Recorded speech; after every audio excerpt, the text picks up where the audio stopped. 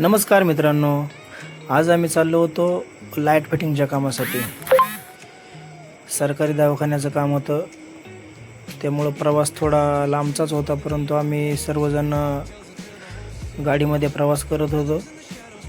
जाताना आम्हाला भरपूर असे पाण्याचे धबधबे पाहायला मिळाले।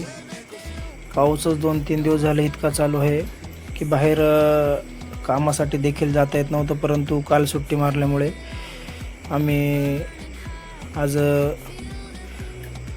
कामाला जाण्याचा प्रयत्न केला की घरी बसून खूप बोर होतो, त्यामुळं आम्ही सर्वांनी विचार केला की कामाला जावं।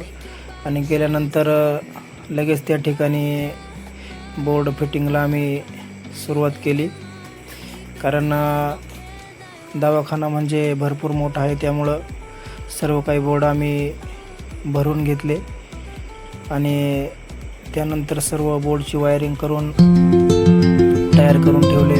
धन्यवाद मित्रांनो।